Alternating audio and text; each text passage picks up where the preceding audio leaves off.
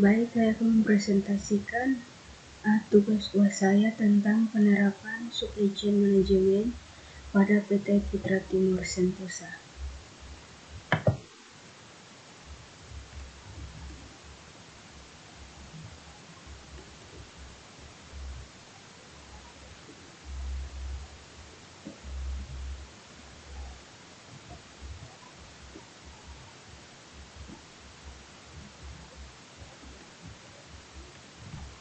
Bab 1, pendahuluan latar belakang. Kemajuan berbagai macam teknologi baru ditemukan untuk membantu meringankan kerja manusia dalam berbagai bidang seperti komunikasi, perdagangan, permesinan, khususnya perindustrian. Manusia tidak pernah puas terhadap sesuatu yang pernah ada. Manusia akan terus berpikir dan bereaksi untuk mendapatkan yang lebih baik dari sebelumnya. Hal ini mengakibatkan timbulnya persaingan yang ketat di antara industri-industri yang sejenisnya punya di era global, sehingga mengharuskan manajemen perusahaan memikirkan kembali sasaran, strategi, dan taktiknya merebut konsumen di pasaran.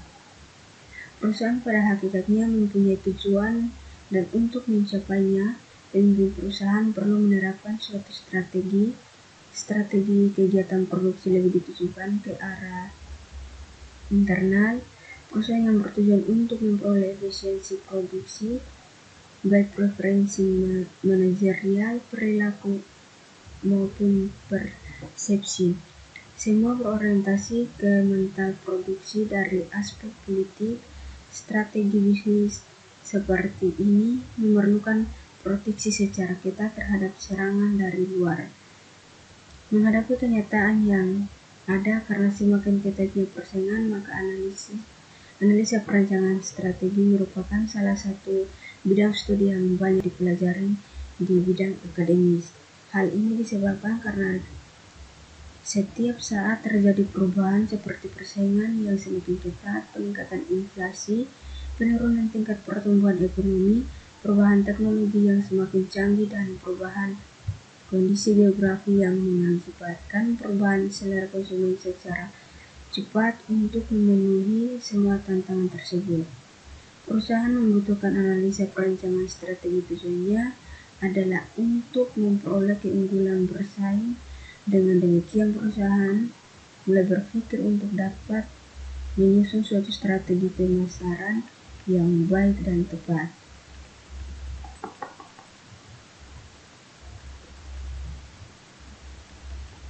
Pembahasan proses bisnis dan lingkup analisis strategi pemasaran. Pada sendiri terdapat 4 strategi generik bab utama, di mana sejumlah alternatif yang dapat dipertimbangkan oleh perusahaan. Di antaranya itu strategi stabilitas yang terbagi menjadi 2, yaitu perusahaan tetap melayani sektor produksi, jasa, sektor pasar, dan sektor fungsi yang serupa dan sesuai dengan yang ditetapkan dalam batasan bisnis sektor yang serupa.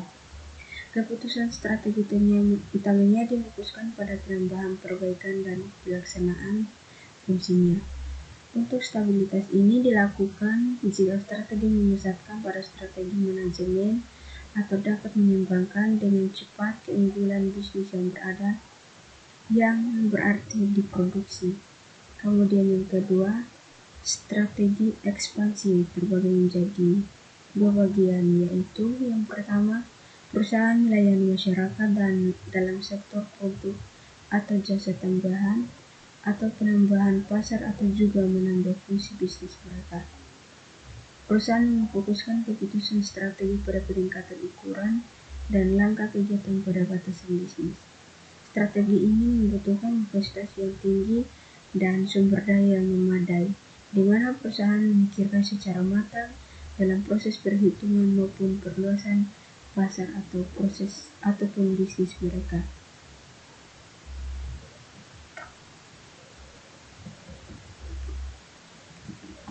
Yang ketiga, strategi penjualan.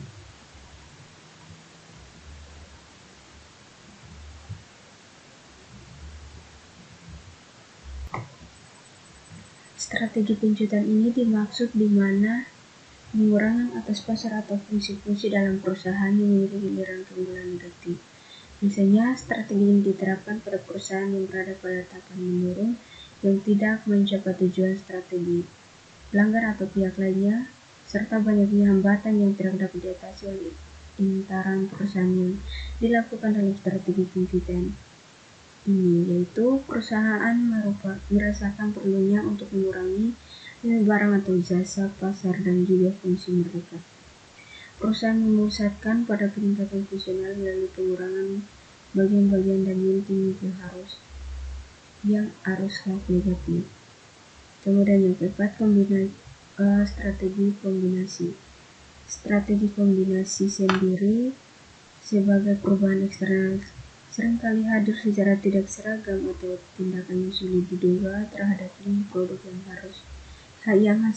dihasilkan suatu perusahaan, seperti daur hidup produk yang tidak seragam, maka perusahaan tersebut dapat melakukan apa saja ketiga jenis strategi di atas secara bersama.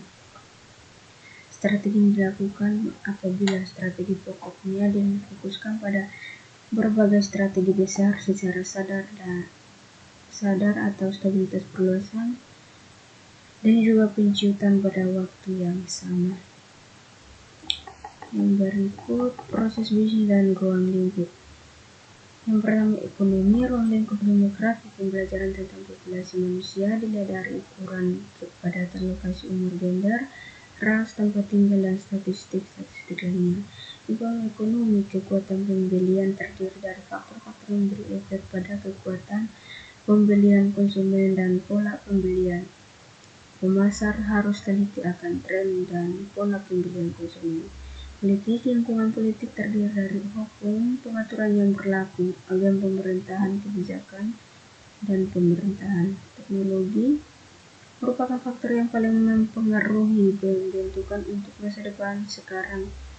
Sikap terhadap teknologi tergantung pada sikap atau terhadap kemudahan atau keajaiban yang dapat dilakukan teknologi atau kesalahan yang dapat disebabkan oleh teknologi.